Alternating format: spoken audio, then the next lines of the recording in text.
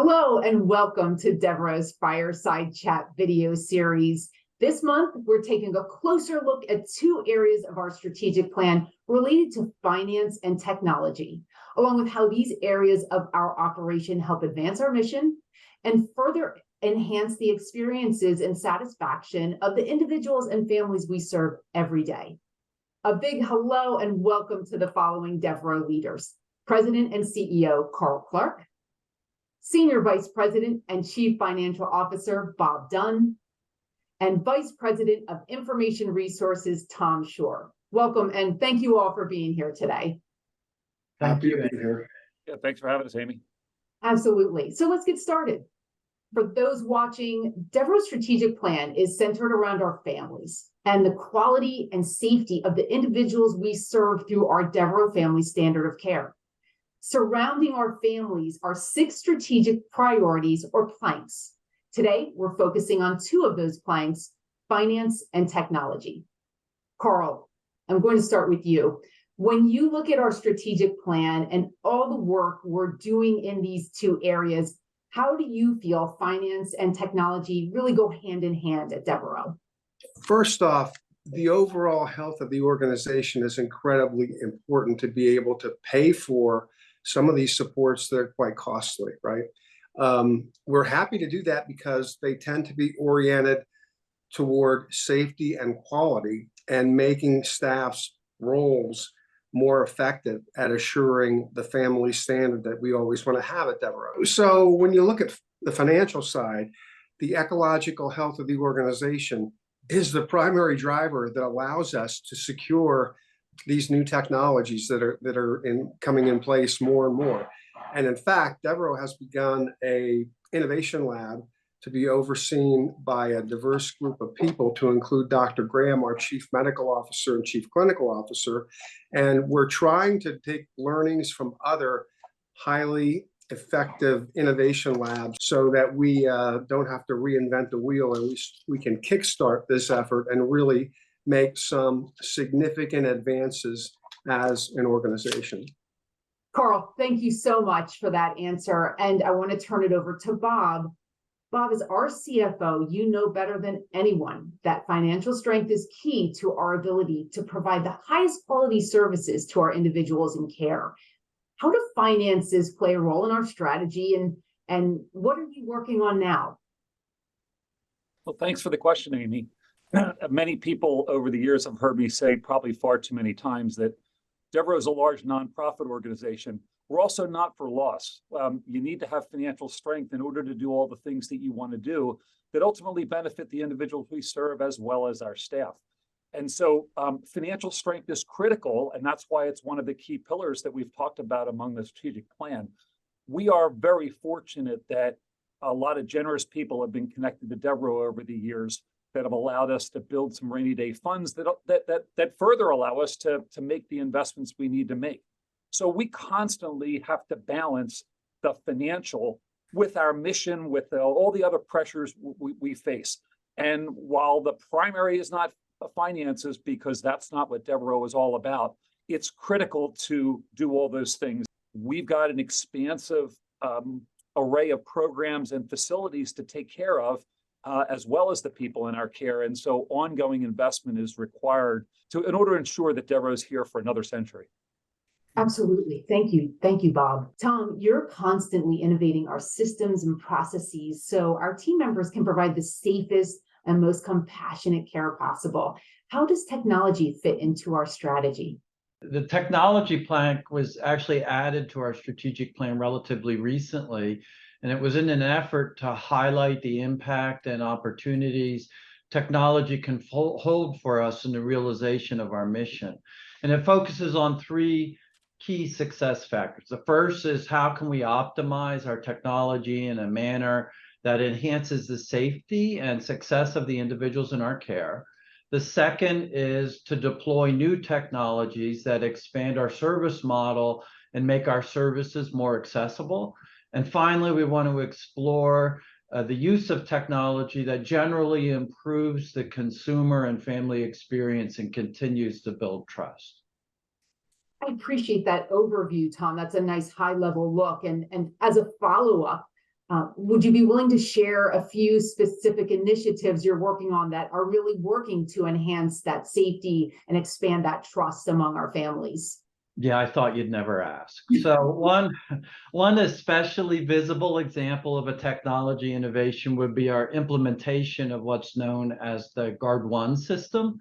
That's already in place or in the process of being implemented at 5 centers.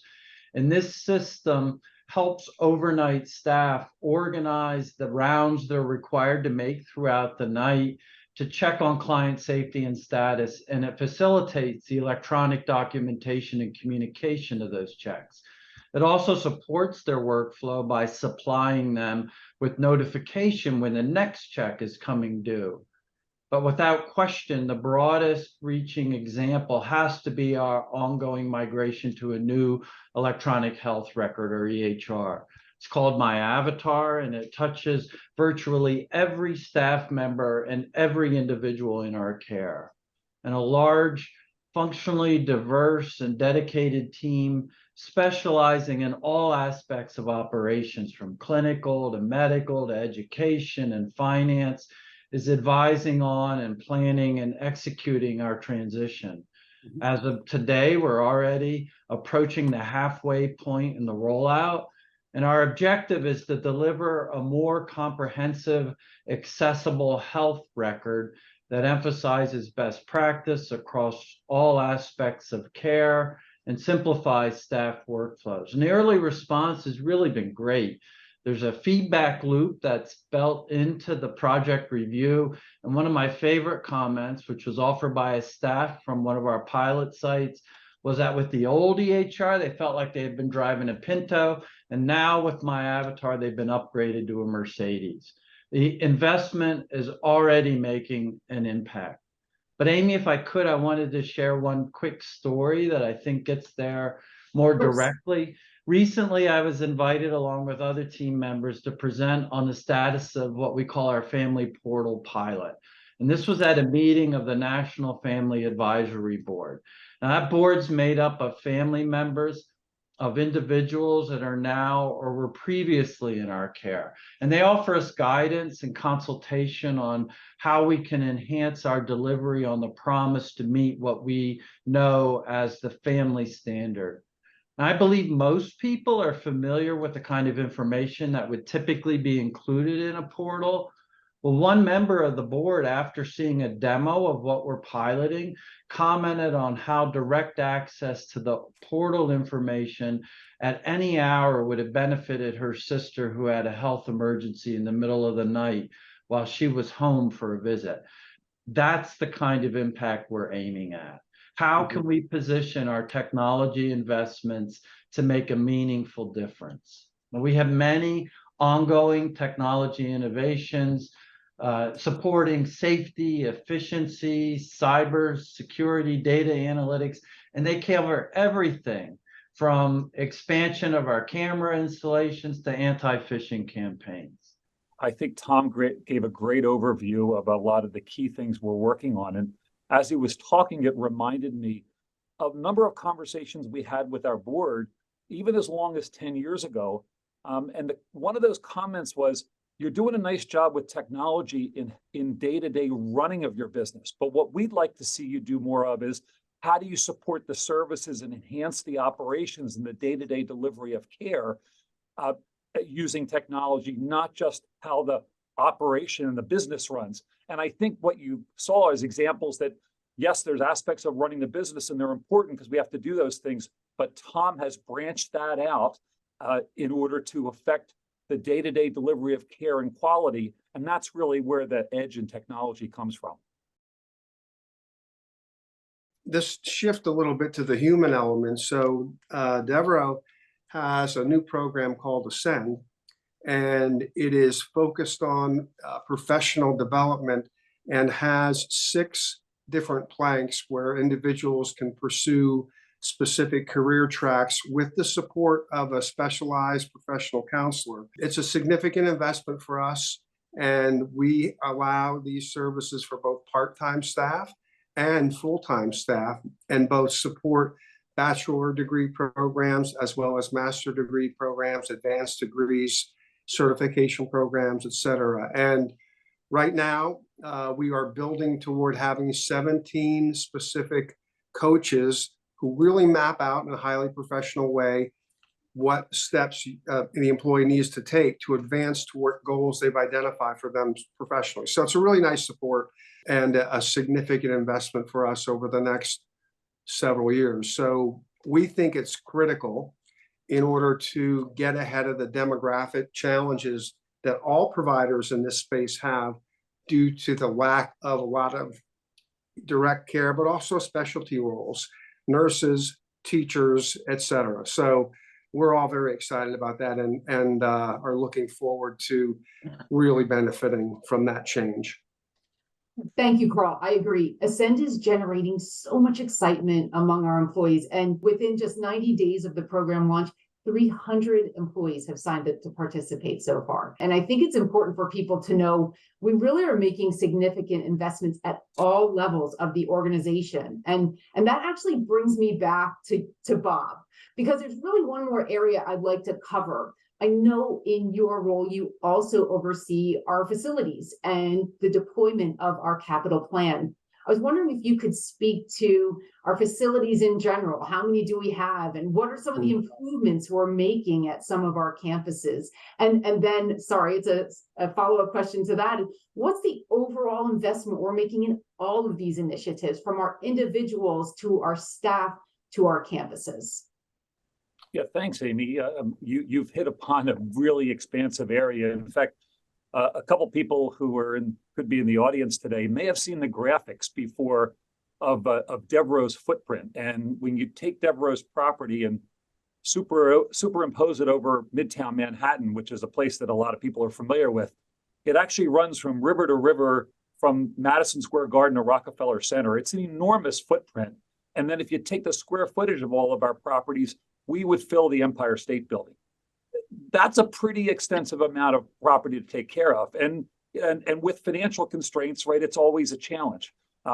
In a given year, we spend roughly $15 million of capital on a variety of needs, everything from renovating bathrooms to furniture to, you name it, taking care of the landscaping.